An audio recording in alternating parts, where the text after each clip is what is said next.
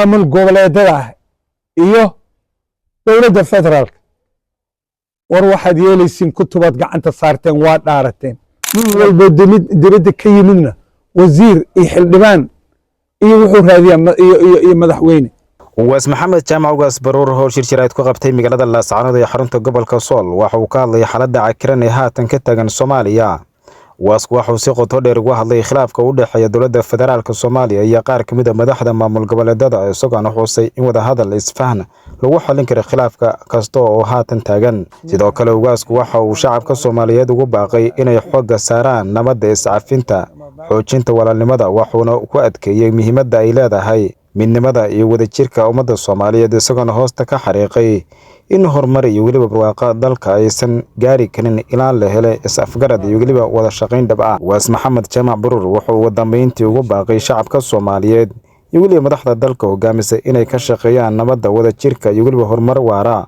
oo Soomaaliya gaarsiin kara mustaqbal ifaya waa kan ugaasku ka hadlay arrimahaasi yaal waxaan naf lahayn yaala bubuunin ummadda Soomaaliyeed yaal isku dirin qabiil kama adka qabiilna joojiya ummadda Soomaaliyeed waa hala yar oo badneen shanta Soomaaliyeed waa yartiin waxaan u yaraateen wax kala ma ah wax xaasidnimada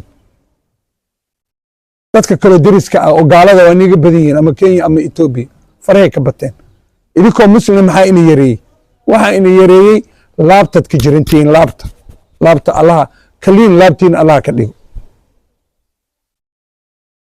dawladdu waxaan nahay 60 iyo dhowr sano dawladna halay yar aan ka dhadhamin dawladnimo inta kale baarlamaan oo lacag isku soo doorto maqaar saar ah ama arta laga keenay ama Kenya lagu soo doortay ama Soomaaliya lagu dhax doortay ama maalin walbo Soomaalida marna inta u leexiyay ilaahay xaqiisa ma ah madaxweynena oo yaka doortaan nin walbo dibadda ka yimidna wasiir iyo xildhibaan iyo wuxuu raadiyaa iyo madaxweyne Soomaaliya ma dhamaadeen ever miya maalin walba markii soo noqotay manaq baa da'ay maalin walba in la soo noqdo ma xaq ilaahaya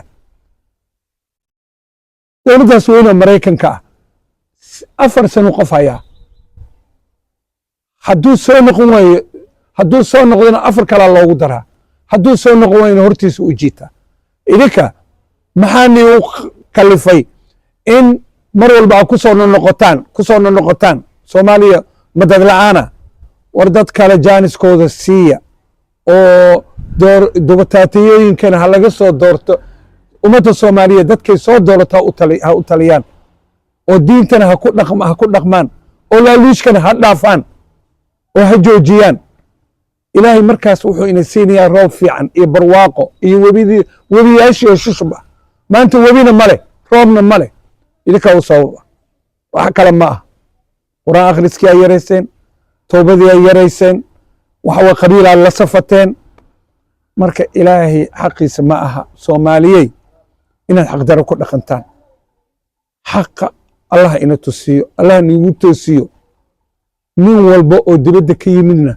waxaad yeelaysiin hadduu xaquuq u leeyahayna oo ilaahay siiyana si fiican ummadda ha ugu dhaqmo oo ha ugu dhaqo oo shilinkoodii ka beer dareen shilinkaas aad qaadinaysiin ama shilinka la qaato oo jaabka la gashto sunniyo soorti aakhiro haddaba ogaada waxaan ina leeyahay haddaan ugaas maxamed ugaas jaamac baruur aan ahay cadaalad ku dhaqmo odayaasha dhaqankow cadaalad ku dhaqmo علماء الدين كو عدالة كو دقم هدي عدالة جرتو نولل جرتو هدي عدالة جرينا نولل ما جرتو الدنيا كم راح يسميسين آخرين كم راح يسميسين نمن كان مامل goboleedyada iyo dowladda federaalka war waxaad yeelaysiin kutubaad gacanta saarteen waa dhaarateen inaad ummadda u shaqaysaan aad u dhaarateen inaad diintana kor aad u qaadaan aad u dhaarateen waxaad yeelaysiin dhaartiin ha beer dareenina si fiican oo sharaf leh ummadda wada u hogaamiya haddaad u hogaamin karin ka agtaga wax hogaamiya ilaaha u sahle odayaasha dhaqanka iyo caaqiliinta iyo nabadoonnada iyo isimada hadalka runta ha ka sheegaan. hadday sheegi karin ha iscasilaan, ha iska daayaan. hadday runta sheegi karin ha iscasilaan. hadday runta sheegayeen wax dhiba ma ammaanayo. ilaahay subxaanahu wa tacaala la garab galay. culamaa u diinkana saasee la mid ah. war ilaahay ka cabsada, bini aadan ha ka cabsoonina. waa u jeedaan nin walbo oo isin ah ama nin walbo culamaa u diin ah gadaal yaa lagu xiran isleeyahay. war ilaaha dad xiro, ilaahana dad daayo, ilaahana dad dhaqaaleeyo. waxaan ina leeyahay haddaan ugaas maxamed ugaas jaamac baruur aan ahay, dalka meeshuu ka xun yahay waa u wada jeedaane toosiya dalka. hebelaana diidi iyo hebela saan ahaa iyo hebelow kan ahaa iyo joojiya.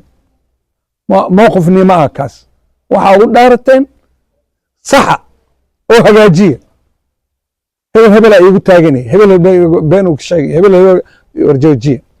soomaaliyey inta dowladnimo aad tihiin waa 60 iyo wax la jiro, 70kii weli ma gaarin. waxaad yeelaysiin Soomaaliya maanta Afrika waa dadka ugu liito, ugu liito. ilmihiina badday ku dhammaanayaan. ilmihiina waxaa haysto muxuu ahaa magafe. ilmihiina waxaa haysto qabow meel walba ku dhammaynaya inuu qabow kolba ari gashay ka wada dhaan sababada madoobaadaan. war salla cala nabi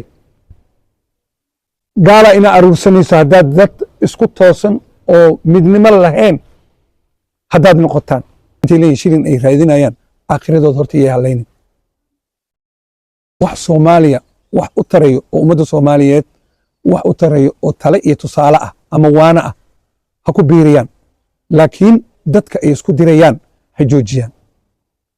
100 jeeran dhegeysanaa meel wax ka dhicin, waxaasaa ka dhacay, waa la isdhameeyey. kan ma arkin anaka meel la isku dhameeyey. waddankana waa joognaa. midnimo yeesha. waan ii ducaynaynaa cimri dheer caafimaad allaha ina siiyo. meel walba Soomaaliya ay joogtaan roobkan soo socdan roob fiican allaha ina siiyo. waxaad khayr baan ii rajaynayaa. cimri dheer caafimaad. allahu rabbana aatina fi dunya xasana وفي الآخرة حسنة وقنا عذاب النار. السلام عليكم ورحمة الله